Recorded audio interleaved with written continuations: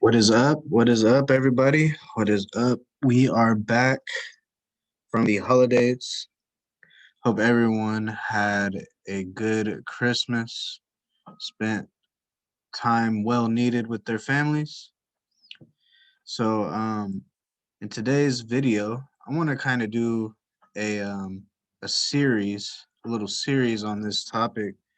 I've been getting a lot of messages recently about top-down analysis. How can I start from the higher time frames and work my way down to the lower time frames to find my setups, right? And I think this is a struggle for you know quite a bit of traders. I remember, I also had struggles doing this too. A lot of traders might, you know, stick to one time frame, or they have this tendency to think that your higher time frame setups might take longer, so they just completely stay away from them, right? Without getting a full bias on which direction a currency pair has potential to go. So without further ado, we are going to do a top down analysis today on a sell setup on CAD JPY. So when coming to this chart, right, first thing that you want to always look for are breaks of structure, right? That's going to give you the ultimate bias. Excuse me. It's going to give you the overall bias in the direction of the market, right? So we can see a first break of structure right in this area right here. So break of structure, right?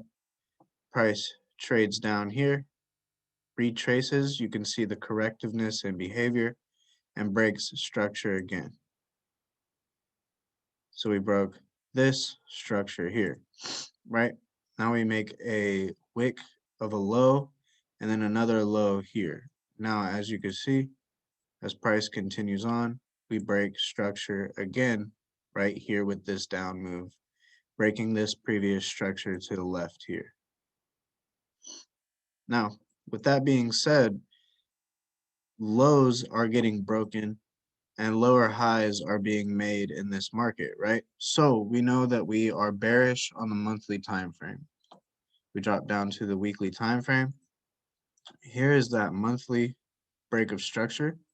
But now look, to take this into consideration right here, we have this weekly break of structure in this area right here, right? In this area.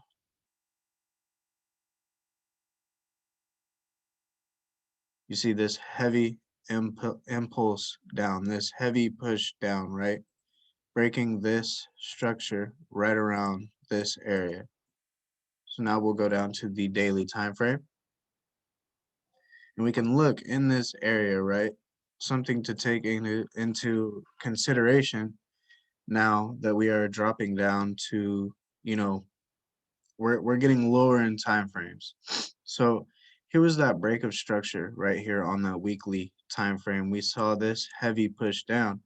Now on the daily, we notice that price gets up into this area right here, right? Gets up into this area right here. Now, what do you notice in this area?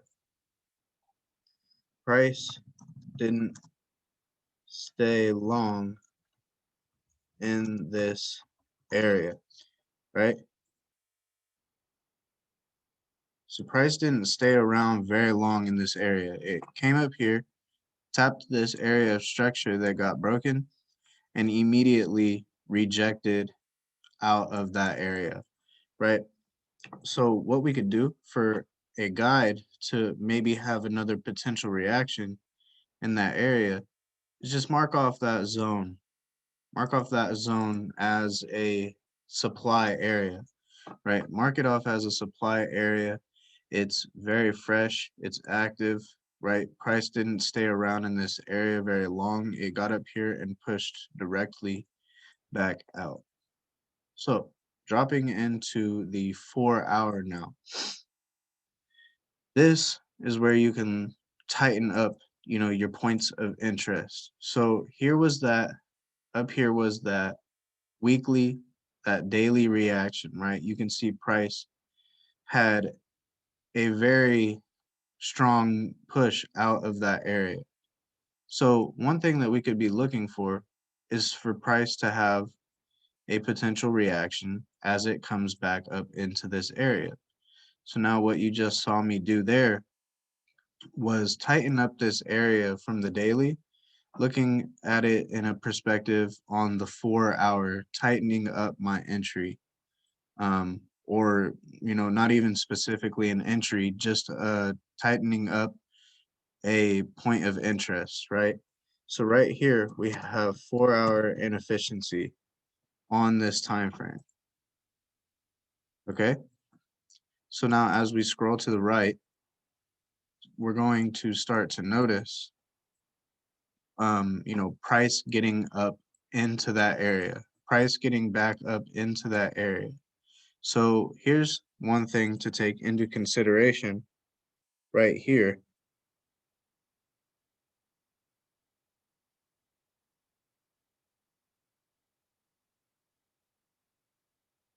Here's one thing to take into consideration right here.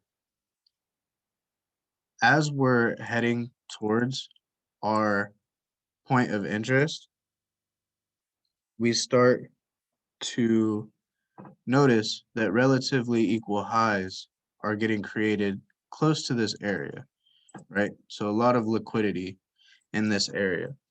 Now, look what happens. Look what happens in this area as price forms this liquidity. You see this heavy impulse to the upside, right?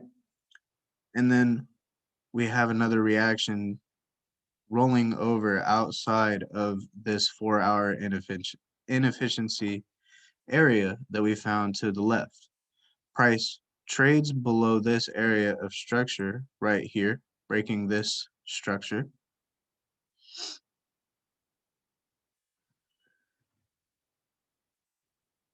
Oh, breaking this structure right here to this low, right? So you see how this area came up, captured liquidity, and also rejected from our point of interest on that 4 hour time frame. So if we mark this area off, right, we can use this as a potential area for entry, right? So as price comes back up in this area, we would be looking to sell. Now we can find another setup in this just from right here, right? Because we see a very, very clean break of structure right in this area as well. See how price made a lower high right here and then traded lower, right? We broke this structure. So what I could do is from this swing high point, right, to this swing low, because structure had gotten broken, right? So now I know that it's safe that I can use my Fibonacci tool, okay? So from this swing high to the low that broke structure, right? So we can see from our point of our structure point of interest area is around here and around here. So that lies around this 62 and 72 fib area. So I can be looking in this area right here for another entry opportunity in this market to take this short, right? So if I was to enter up in here, would have had about a 9 pip, 10 pip drawdown for my first take profit at 114 pips. So if we look at that from a percentage wise, let's say a standard 20 pip stop loss, to first take profit down here, we can see this was a 5-to-1. 5-to-1 setup. It's a pretty good setup, right? So now dropping down into the 1 hour time frame. So the same things that we see on higher time frames can definitely be seen on lower time frames. So look, from that potential, or excuse me, from that previous area of structure that got broken to the left over here, we can see, I'm going to delete this fib. So what we can see, price is fractal. So what you see on the higher time frames, you're going to see it a lot more often on the lower time frames. And, vice versa, what you see on lower time frames, you can also see on higher. So what we notice right here around our point of interest, right? Price creates that liquidity. Price creates equal highs. Now look carefully in this area. This last up candle, this thrust up, right? This thrust up, you see how it hits this liquidity and trades lower, breaking this structure over here. So let me take this. Right here, we broke this structure. Right. So look, we captured this liquidity up here. And after capturing liquidity, we broke structure to the downside. Okay. So with that being said, my area of interest would be, where did liquidity get captured, right? On this candle up here. This last up candle before that move got pushed down. Okay. So we could have entered anywhere up in this area to sell off. Now, the next thing to pay attention to, right? There's a lot of lows in this area. See, there's one bounce, two bounce, three bounces, and what is the retail crowd thinking, right? Well, we have this support. Price is going to, bounce off of it and go higher, right? Well, that's what they're thinking. But you see how price breaks through that structure right here. So we have another break in structure, right around this area, all this structure right here gets broken. So look at what happens. If I was to take a box around this area, right, that would be our point of interest, right? But look, if I was to take a fib from this swing high to this swing low, right, where structure got broken, we can see right up in here around this 62 fib level, there was a perfect entry point that you could have taken, right? So that had incredible risk to reward. Let's just see here. We could do a standard 20 pip. Actually, we could even go less. We can go 16 pips. And let's say your take profit right here to start out with, right? So a 2-to-1. But now look at the potential that this trade went.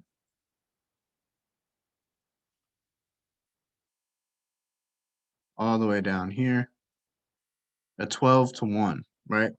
So this could have easily been a 12-to-1 trade setup. So there was your top-down analysis, guys. We went from the monthly time frame all the way down to the hourly time frame. If you still don't understand, watch this video a couple times over and over again, and there will also be a lot more videos like this in this series.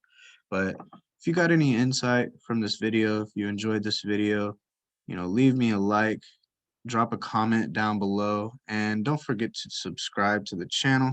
I appreciate it so much. But until next time, guys, I will see you in the next video. Peace out.